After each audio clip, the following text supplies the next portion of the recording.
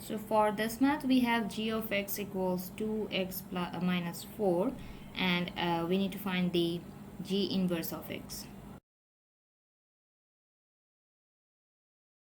Okay, so this is the equation for g inverse of x, and then for part b we need to sketch the graph for both of this function on the same set of x's. Let's start with the original curve. At x-axis y is 0, so that will give us 4 by 2, which is 2, and at y-axis x is 0, so we are getting 0 minus 4, y is minus 4, 2 0,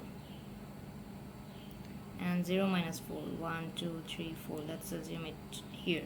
So if we consider the entire thing, that's how the graph should look like, this straight line. The sketch of this straight line is this.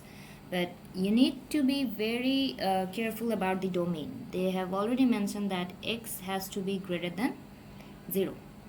X is greater than 0, it means we have to work with the right side of this y-axis where x is positive, right?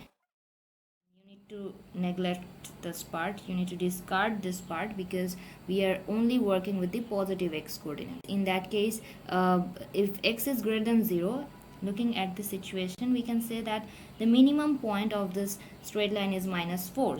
It means the range of this line should be greater than or equal to minus 4.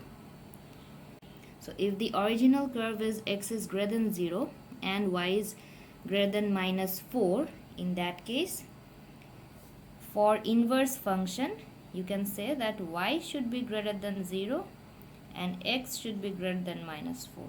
Because like I said, the domain and range will be reversed for these functions. So sometimes calculate g of x stating the domain, they will mention it like that. So if you know the range of the original curve, that will be the domain of your curve. Domain is the set of values for x, range is the set of values for y. So now I will just sketch the inverse function on the same diagram.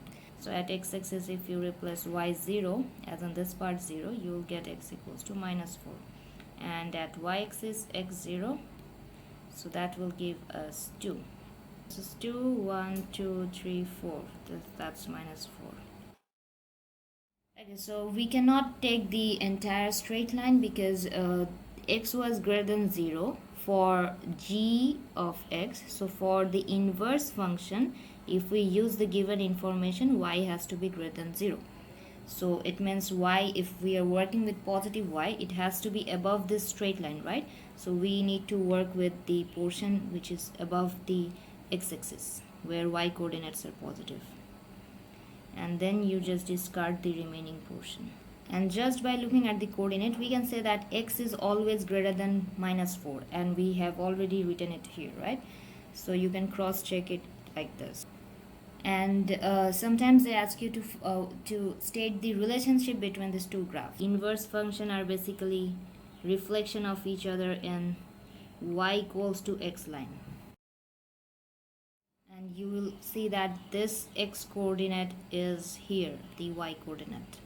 This y coordinate is here, that's the x coordinate. That's it. So you need to sketch the function, and like I said, from the original equation, from the domain and range of the original equation will help you to find the domain and range for the inverse function.